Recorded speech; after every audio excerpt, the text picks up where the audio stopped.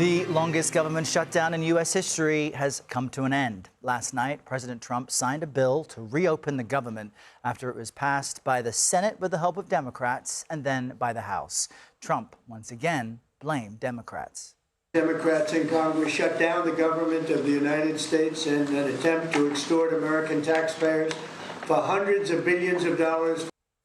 And after weeks of delay, Democrat Adelita Grijalva was sworn into Congress. She became the final signature needed to force a House vote on the Justice Department releasing all of the unclassified Epstein files.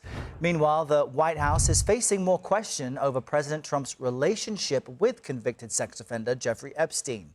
Democrats on the House Oversight Committee released new emails from Epstein that mention Trump by name, including one that says, quote, "He knew about the girls as he asked Ghislaine to stop," end quote. We should note President Trump has regularly denied any wrongdoing. We have a lot to get to with CBS News correspondent Natalie Brand at the White House. So let's kick things off. Good morning, Natalie. Let's start with the federal government reopening. What happens now, and what about those health care subsidies?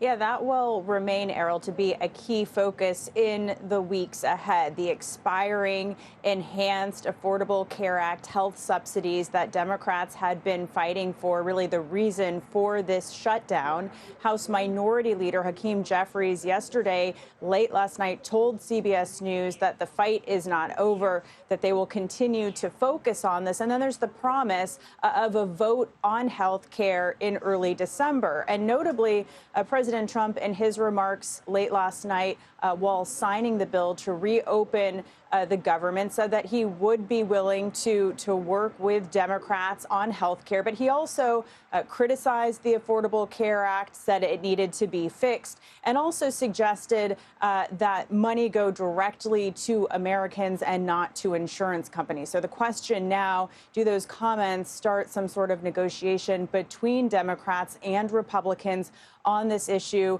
What could we see on the Senate floor in early December? Now, in ending the shutdown overall, President Trump, with his signature last night, said that it sends a message that Republicans will not be extorted, in his words.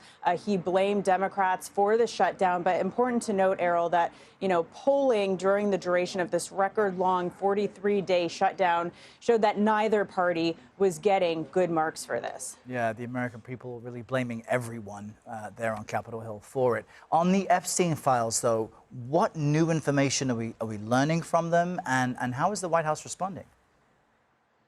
Yeah, well, President Trump, he did not take questions last night on this topic during that bill signing. But in a social media post earlier in the day, he again called this a Democratic hoax, accused Democrats of trying to deflect on the shutdown.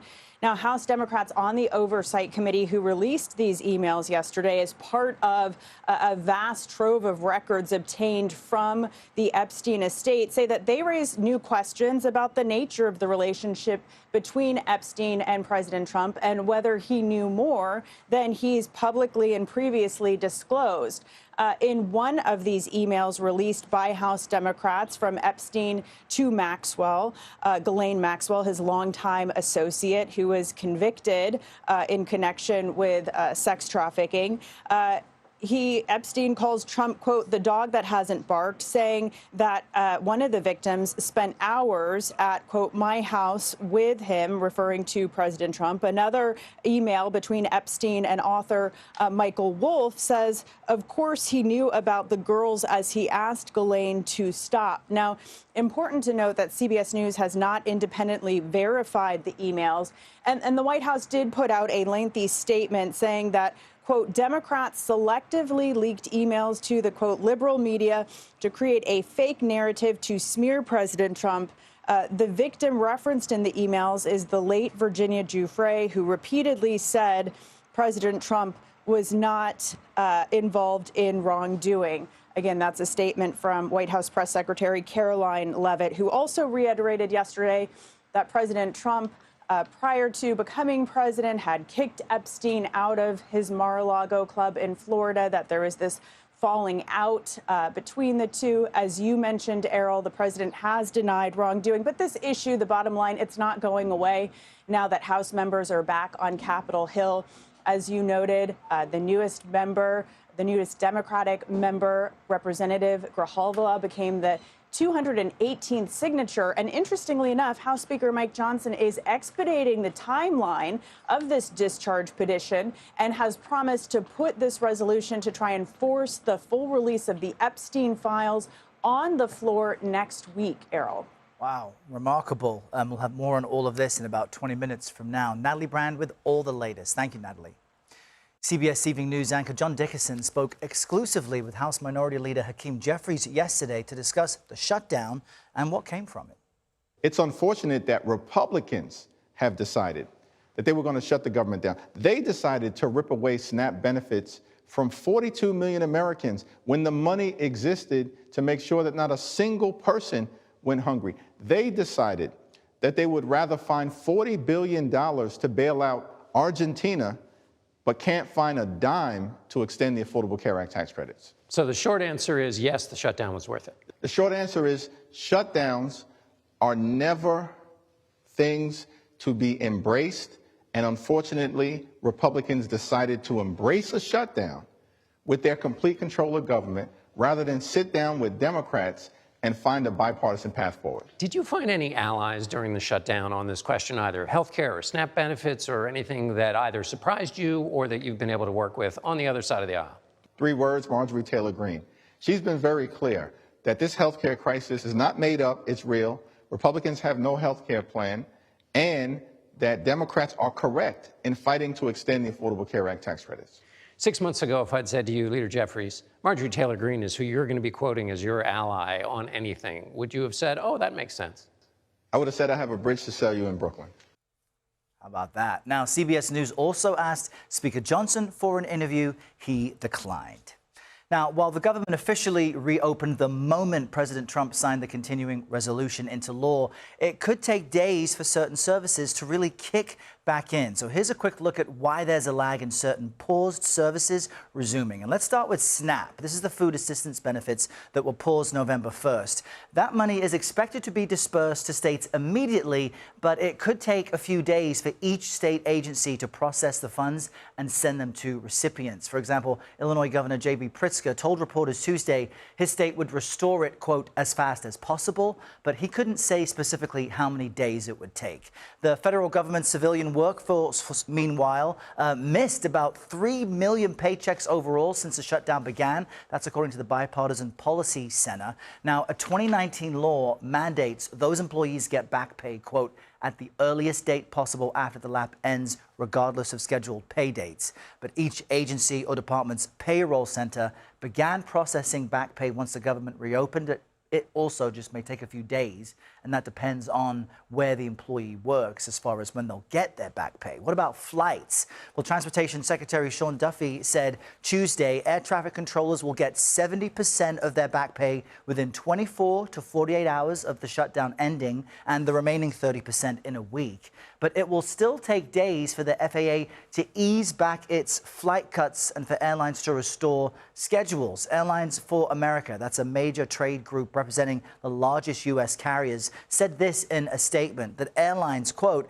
cannot immediately bounce back to full capacity right after the government reopens. It will take time, and there will be residual effects for days. Airlines cancel flights 24 to 48 hours in advance. Once a flight is canceled, it can't be resurrected. So again, it should take a day or two for most carriers to get back to a full schedule once the FAA's mandatory flight cuts are ended.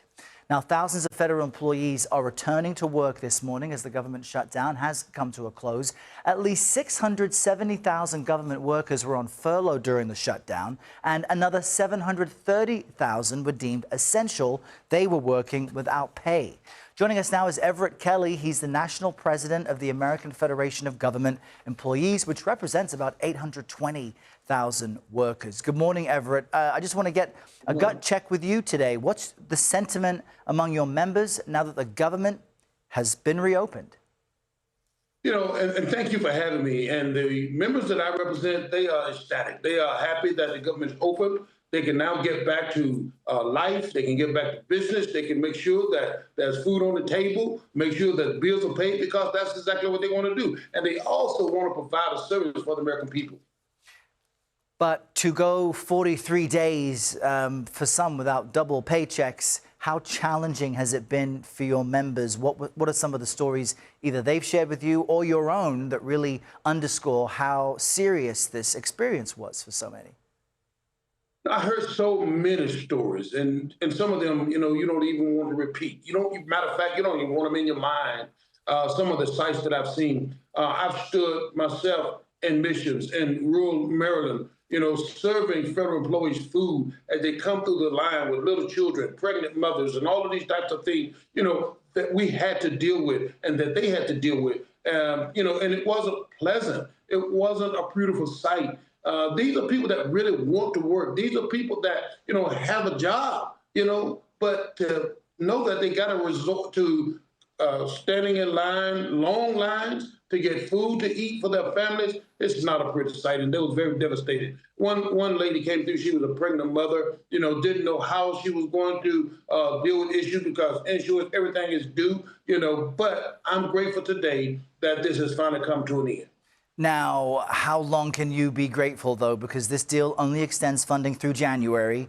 It's evident that Democrats and Republicans have a very difficult time getting on the same page. What is your message to lawmakers as they look to negotiate again in just a few months? Well, I certainly hope that they will consider the fact that federal employees shouldn't be in the middle of this political animosity, okay? They just shouldn't be there. And I hope that they will consider the human factor as they go through and negotiate issues. And I hope that they'll negotiate, in a way that is beneficial to the American people. That's what we got to have, so that's what I'm looking forward to. All right, Everett Kelley, we appreciate you sharing what the experience has been for your membership. Keep your calendar open in the next couple months. You may be back here giving us more reaction for next time. Thanks. Thank you, sir.